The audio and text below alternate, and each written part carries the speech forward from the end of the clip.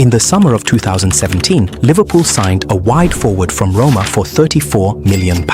He wasn't considered a top 5 signing of that window. Chelsea had let him go 3 years earlier without hesitation. Most clubs passed. Liverpool signed Mohamed Salah. That one decision would eventually be worth more than the entire annual revenue of most Premier League clubs.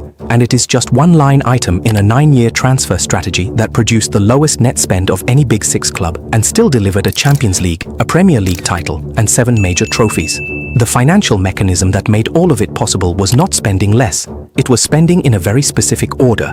And the evidence is hidden somewhere in the numbers. When Jurgen Klopp arrived at Liverpool in October 2015, the club was generating approximately £300 million a year in revenue, competitive but nowhere near the commercial altitude of Manchester United, Real Madrid or Barcelona. FSG, the American ownership group behind the club, had a clear investment thesis: build the business sustainably, no sugar daddy spending, no leveraged splurges. That constraint, which most clubs would have treated as a disadvantage, became the architecture of one of the most efficient transfer strategies modern football has produced. Over Klopp's entire 9-year tenure, Liverpool's total gross spend was approximately £807 million. Their sales brought in around £548 million. Net spend, £254 to £346 million. The lowest figure of any Big Six club by a significant margin. For comparison, Manchester United's net spend in the same period was north of £1 billion. Chelsea's was £978 million. Manchester City spent a net £692 million just in transfers. All 3 of those clubs bought more, spent more, and, by the end of the Klopp era, had fewer major trophies to show for it than Liverpool. So how does the club with the tightest budget in its peer group win the most? All these come down to 4 interlocking financial mechanisms, and once you see them together, the genius of it is almost uncomfortable to look at. In January 2013, Liverpool bought Philippe Coutinho from Inter Milan for £8.5 million. He was 20 years old, unproven at top-level football, and available cheaply because Inter needed the cash. Liverpool held his contract, developed his value, and waited. In January 2018, Barcelona triggered their desire to sign Coutinho so forcefully that Liverpool were able to negotiate a fee of £142 million, making it one of the largest transfer fees ever paid in football at that point. That one transaction generated a net profit of over £133 million on a single-player purchase. And here is where the numbers become extraordinary. Within 6 months of receiving that £142 million, Liverpool made 3 specific purchases. Virgil van Dijk for £75 million, Alisson Becker for £66 million, and Fabinho for £39 million. Combined, £180 million in structural defensive investment, funded almost entirely by the Coutinho sale. Van Dijk, Alisson, Fabinho. Those 3 signings became the defensive and midfield spine of a team that won the Champions League in 2019 and the Premier League in 2020. The profit from one speculative £8.5 million purchase in 2013 quite literally funded the foundation of a title-winning team 5 years later. As a football fan who loves looking at numbers, that is not just good scouting, that is capital allocation strategy. And with this, Liverpool were just scratching the surface. Liverpool's other defining financial strategy under Klopp was identifying players who were approaching peak value but were not yet priced at peak by the market. This is textbook private equity thinking applied to the transfer window. Acquire the asset before the valuation re-rates. Mohamed Salah cost £34 million in 2017. Within 2 seasons, his market value had soared to £119 million according to CIES Football Observatory analysis. Liverpool had paid a sub-£35 million fee for a player the market would later price at 3.5 times that amount. The same pattern repeats across the Klopp era. Sadio Mane joined for £34 million in 2016. Gini Wijnaldum was signed from Newcastle for £20 million, later rated at £67 million market value. Diogo Jota arrived for £41 million and immediately entered the top tier of European forwards by output. And then there is Andy Robertson.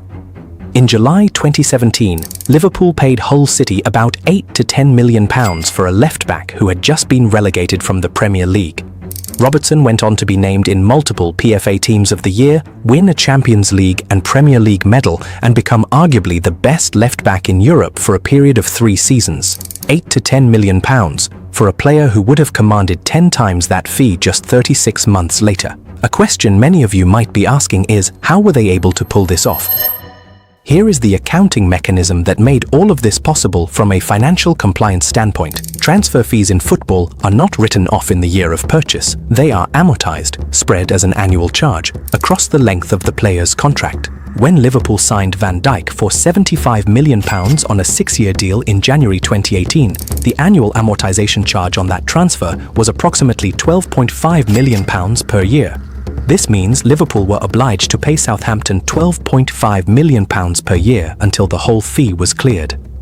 When Alisson arrived for £66 million on a 6-year deal, his annual amortization was around £11 million.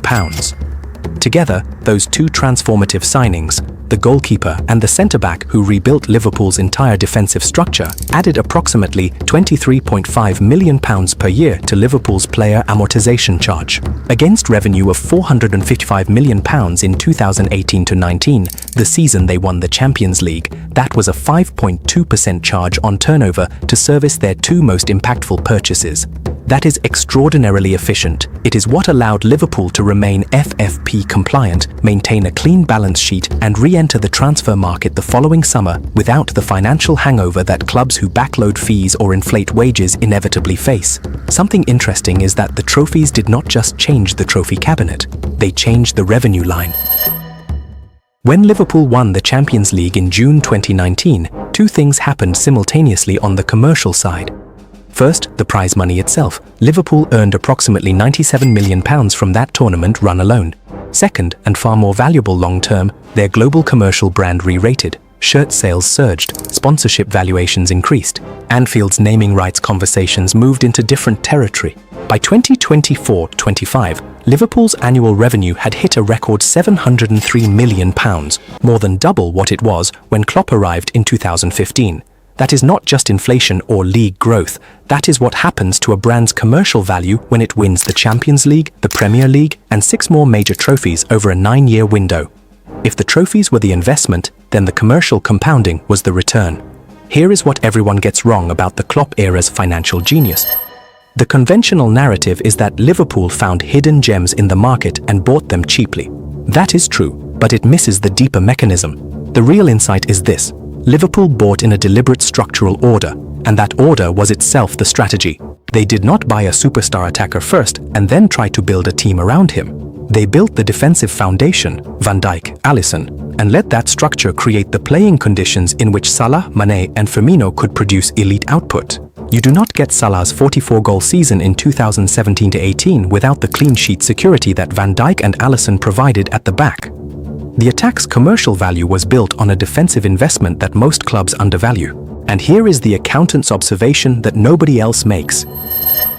Liverpool's highest value commercial asset, Mohamed Salah, cost £34 million and delivered peak commercial returns of shirt sales, sponsorship visibility, and transfer market equity that makes insignificant that initial fee.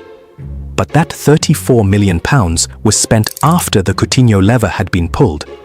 If Liverpool had spent £34 million on Salah before selling Coutinho, they would not have had the capital for Van Dijk or Alisson. The Coutinho sale was the financing mechanism. Salah was the commercial engine. Van Dijk was the structural enabler. All three had to happen in that order for any of them to work. That sequencing, buy cheap and develop, generate a transformative sale, reinvest into structural assets, let trophies compound commercial revenue, is not luck or scouting genius alone. It is financial planning applied to a football club. And it is the reason Liverpool are now posting record revenues of £703 million a year, while clubs like Man United that outspent them by hundreds of millions are still looking for a Premier League title since. Liverpool's net transfer spend under Klopp was £254 to £346 million, the lowest of any Big Six club over 9 years. Their revenue more than doubled in the same period, from around £300 million to a record £703 million. They won 7 major trophies, including the Champions League and Premier League. No club in European football produced a better return on transfer investment over the same window. The financial lesson is not that you should spend less, it is that the order and structure of your spending matters more than the size of it. That is not football management. That is a compounding capital strategy, and most clubs still have not figured out how to replicate it. If you found Klopp's Liverpool financial breakdown story interesting, you will absolutely be fascinated by this next video where I break down how much Messi actually earned from winning the World Cup. Click it and I'll see you there. Cheers.